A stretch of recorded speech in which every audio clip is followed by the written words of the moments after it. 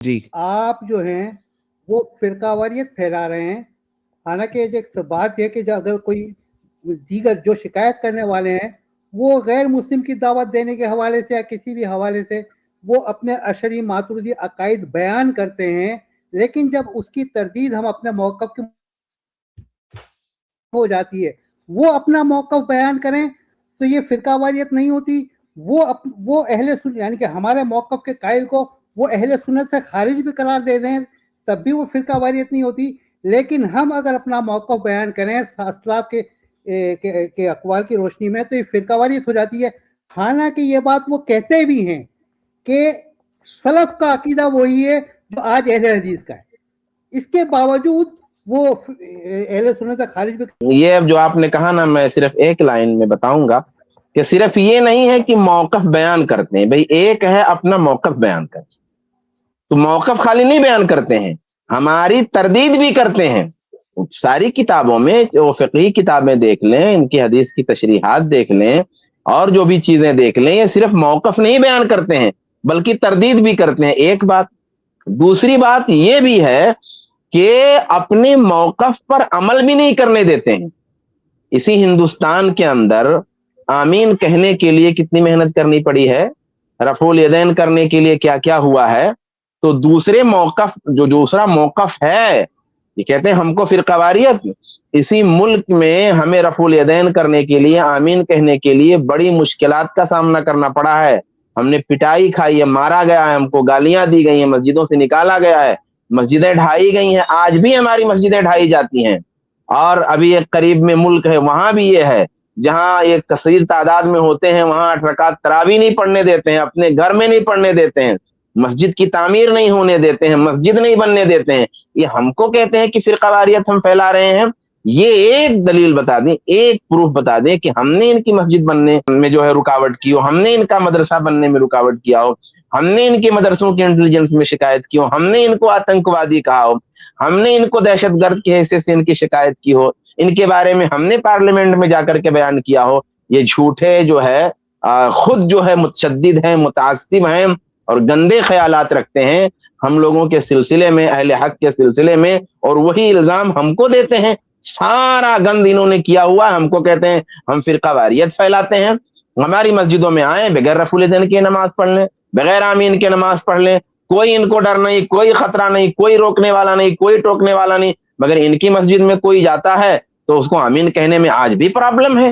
آج بھی آزادانہ طور پہ جس کا کوئی بیک گراؤنڈ وہاں نہ ہو، اس مسجد کے ارد گرد کوئی رشتہ دار نہ ہو، انہی میں کا کوئی تعلق دار نہ ہو، وہاں آمین کہتے ہوئے لوگ جھجکتے ہیں، نہیں کہتے ہیں، دھیرے سے کہتے ہیں یا کہتے ہی نہیں ہیں.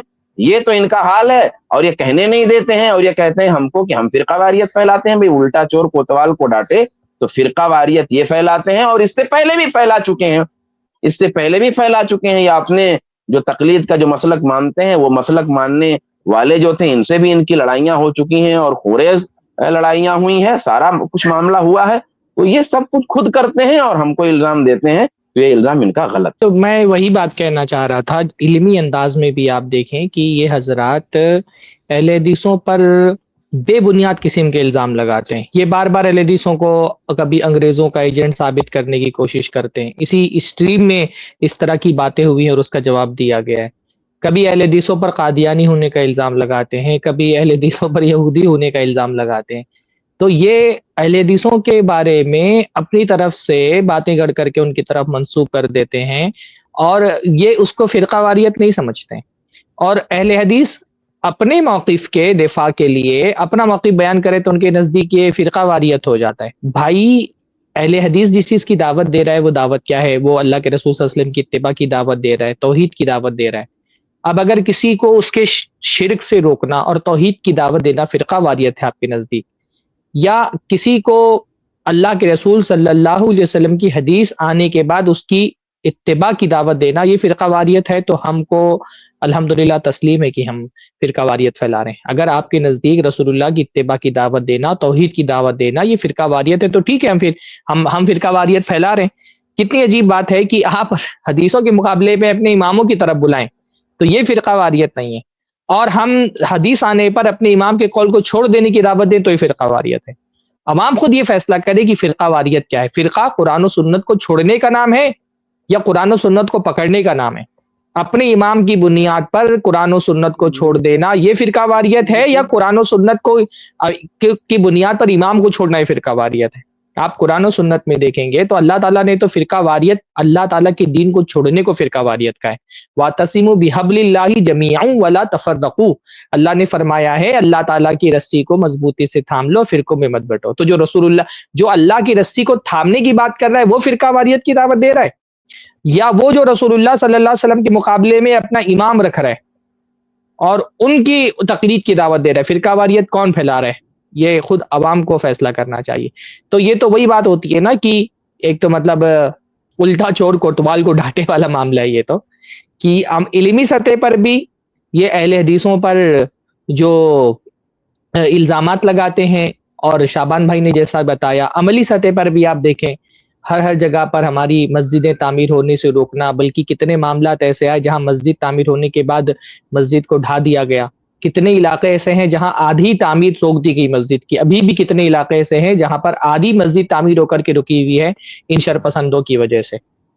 ان کا بس چلے تو یہ اہل حدیثوں کا وجود ختم کر دیں ہندوستان سے، وہ تو چل نہیں رہا ہے بس. ورنہ آپ دیکھیں کہ افغانستان میں جہاں ان کی حکومت ہے یہ کیا حال کر رہے ہیں سلفی علماء کا.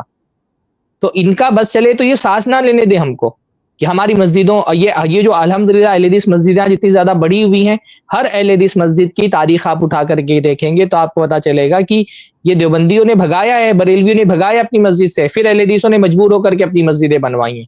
ان کے بھگانے میں کم سے کم 10 مسجدوں کے معاملات آپ کے سامنے پیش کر سکتا ہوں اپنے علم میں، جہاں باقاعدہ مارا گیا اہل حدیثوں کو، رفل دین کرنے کی وجہ سے مارا گیا ہے، آمین بیل جہر کے کہنے کی وجہ سے مارا گیا ہے.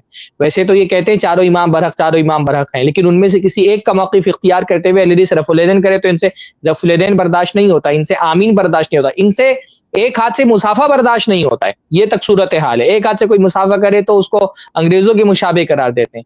تو یہ اتنے جامد قسم کے لوگ ہیں، یہ پارلیمنٹ میں جا کر کے ہمارے خلاف بیان دیتے ہیں. ہم کو دہشت گرد بتایا ان کے مولوی نے جا کر کے پارلیمنٹ میں، اور یہ آ کر کے ہم کو اتحاد کی دہائی دیتے ہیں کہ یہ اتحاد ہے. آپ کا مولوی جا کر کے پارلیمنٹ میں اہل حدیثوں کو دہشت گرد قرار دے اور آپ آ کر کے ہم کو اتحاد کی دہائی دے رہے ہیں کہ ہم بہت ہم فرقہ واریت پھیلا رہے ہیں اور آپ جو ہے وہ اتحاد کی دعوت دے رہے ہیں. یہ سب ان کے ڈھکوسلے ہیں. یہ فرقہ واریت اصل میں یہ پھیلا رہے. فرقہ واریت وہ پھیلاتا ہے جو قرآن و سنت کے مقابلے میں اپنی عقل، اپنے جذبات اور اپنے امام کی رائے پیش کرتا ہے، اور امام کی رائے کے مقابلے میں حدیث پیش کرنا یہ فرقہ واریت نہیں ہے. مسجدوں کی جو بات آئی نا شیخ نے کہی، یہ کچھ مسجدوں کے بارے میں ہے کہ کچھ علاقے میں لوگوں نے پریشان کیا، ورنہ میں نے سمجھا کہ ان کے پاس کوئی مسجد ہی نہیں تھی. اہل حدیث کے پاس الحمدللہ یہ جو بار بار پہلے چیلنج کرتے تھا کوئی 100 سال پہلے کوئی اہل حدیث کی مسجد دکھاؤ، اب تو ویڈیو ہے، لوگ جا کے ویڈیو بنا کے دے رہے ہیں. تو ایسی بہت ساری ویڈیوز آپ یوٹیوب پہ سرچ کر کے دیکھ سکتے ہیں کہ بہت پرانی اور قدیم مسجدیں موجود ہیں اہل حدیث کی بنائی ہوئی، اور لوگوں کو بتایا جا چکا ہے. شیخ جلال الدین قاسمی حفظہ اللہ نے بھی کسی ویڈیو میں کئی ایسی مساجد کا تذکرہ کیا ہے. تو کوئی یہ نہ سمجھے کہ ان کے پاس کوئی مسجد ہی نہیں تھی. دیوبندیوں حنفیوں کی ضد میں جنہوں نے مسجد بنانا شروع کیا، نہیں، حنفیوں اور یہ دیوبندیوں ان سے بہت پہلے سے بھی اہل حدیثوں کی مسجدوں کا وجود رہا ہے.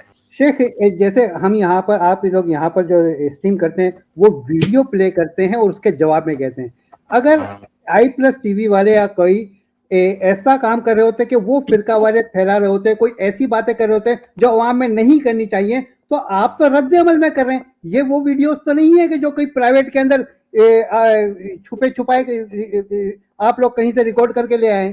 یہ تو وہ ریکارڈنگ ہے نا جو انہوں نے خود کی ہے اور خود یوٹیوب پر سوشل میڈیا پہ ڈالی ہے، جو عوام میں ڈالی ہے، جو بحث ان لوگوں نے عوام میں چھیڑی ہے اسی کے جواب کے اندر یہاں گفتگو کی بہت ہی اہم بات آپ نے کہی. بہت ہی اہم بات آپ نے کہی کہ جو ہم کلیکٹ کر رہے ہیں ویڈیوز، وہ ویڈیوز آلریڈی ان لوگوں نے ڈال کے رکھی ہے سوشل میڈیا پہ. تو ظاہر سی بات ہے آپ خود جو ہے اقدام کرو گے، ایسی باتیں لوگوں کے سامنے رکھو گے، بلکہ اہل حدیثوں پر طعن و تشنیع والی ویڈیوز بھی ہیں، تو ہم کیوں نہیں جواب دیں گے؟ بعد میں رونا روتے ہو کہ یہ لوگ ہم کو بول رہے ہیں. پہلے ویڈیوز آپ کی آئی ہیں، تو پہلے ویڈیوز آپ اس میں اہل حدیث کے خلاف بولو گے یا شرک کی باتیں رہیں گی یا بدعت کی باتیں رہیں گی، تو اس پہ ہماری طرف سے اس کی وضاحت کرنا بہت ضروری ہے. اچھا ایک بات اور ہے، ایک بڑا فائدہ یہ ہوتا نا کہ ڈائریکٹ بات کرنے کا، کہ بہت سارے لوگ اہل حدیث کا موقف کیا ہے، ان کا عقیدہ کیا ہے، ان کا منہج کیا ہے، یہ اپنے لوگوں سے سیکھتے ہیں. میں سب سے کہنا چاہتا ہوں کہ اہل حدیث کیا ہے, اس کا منہج کیا ہے, اس کا عقیدہ کیا ہے, یہ آپ اہل حدیث سے پوچھو. دیوبندی کو کیا پتا, وہ کیا بتائے گا کہ اہل حدیث کا منہج کیا ہے؟ تو اپنے علماء اور اپنے علماء کی کتابیں پڑھ کر یہ ڈیسائیڈ مت کرو کہ اہل حدیث کیسے ہیں, اہل حدیث کون ہیں, وہ کیا عقیدہ رکھتے ہیں, ان کا کیا منہج ہے. ڈائریکٹ آ کے بات کرو. ہماری آفس میں ریسپشن پہ ایک بندہ آیا تھا جو بریلوی تھا, تو کسی طلاق کا ایسا کوئی مسئلہ آ گیا تھا, وہ آنا پڑا. اس سے آنے کے بعد ہم نے اس کو سمجھایا اور ہم نے کہا بھائی آپ لوگ ہم سے اتنی نفرت کیوں کرتے ہیں؟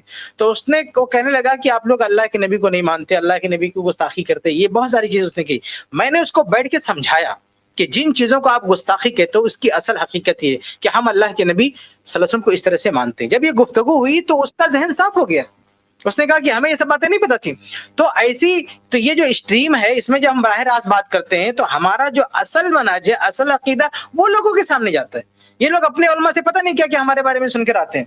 تو یہ بہت اچھی چیز ہے, اس سے جو ہے غلط فہمیاں دور ہوتی ہیں لوگ. بلکہ میں کہوں گا کسی بھی مسلک کے بارے میں, بھائی دیوبندیوں کے بارے میں جاننا تو دیوبندیوں سے جا کے پوچھو, بریلیوں کے بارے میں جاننا تو بریلیوں سے جا کے پوچھو کہ وہ کیا کہتے ہیں. اس لیے ہم ان کی اصل جو ہے ویڈیوز آپ کو بتاتے ہیں. جب ان کے کسی موقف کی بات کرنی ہے تو ایسے نہیں ہم ہوا میں بول دیتے ہیں, ان کی ویڈیوز بتا کے ہم بات کرتے ہیں. بھائی ابھی اسی ویڈیو میں زید بھائی کتنا خراب جملہ کہا ہے, کہتے ہیں مطلب رد عمل ہی کی بات نہیں کہ ہم تو بھائی رد عمل دے رہے ہیں. کیا کہا کہ جو جائز ہے وہ جائز سے عقیدہ لے گا, جو ناجائز ہے وہ ناجائز سے عقیدہ لے گا. یہ زبان ہے ان کی, ہم تو وہ زبان بھی نہیں استعمال کرتے, ہم تو خالی فکر پہ رد کرتے ہیں. تو بھائی اس سے واضح ہوتا ہے نا کہ ابتدا ان کی طرف سے ہے, ہم صرف جواب دے رہے ہیں. ہمارے جواب دینے کو اس وقت جو ہے بہت کھل رہا ہے لوگوں کو, اور لوگ اب بہت کچھ شروع کیے ہوئے ہیں. بالکل صحیح. اور جسے اسٹرا مین فیلیسی کہتے ہیں کہ انہیں ہمارے بارے میں کچھ غلط باتیں, غلط انفارمیشن پیش کی جاتی ہے اور پھر کہا جاتا ہے یہ لو دیکھو اہل حدیث ایسے ہوتے ہیں, اور پھر اس بات کو رد کیا جاتا ہے اور سامنے والے کو, سننے والے کو ایسا لگتا ہے جیسے دیکھو اہل حدیث غلط ثابت ہوئے. تو صحیح بات یہ ہے کہ کسی سے نفرت بھی کرنی ہے تو اس سے معلوم تو کرنا چاہیے وہ ہے کون, کیا ہے وغیرہ. اس کلپ کی فل ویڈیو دیکھنے کے لیے ہمارے چینل پر ضرور آئیں. I plus T V 10,000 supporters campaign. کیا آپ کو لگتا ہے کہ آئی پلس ٹی وی بہت ضروری کام کر رہا ہے؟ آج اسلام کے خلاف اتنے اعتراض اٹھ رہے ہیں. آئی پلس ٹی وی ان کا جواب دیتا ہے پروف کے ساتھ, دلیل کے ساتھ. کیا آپ کو لگتا ہے کہ یہ کام ضروری ہے؟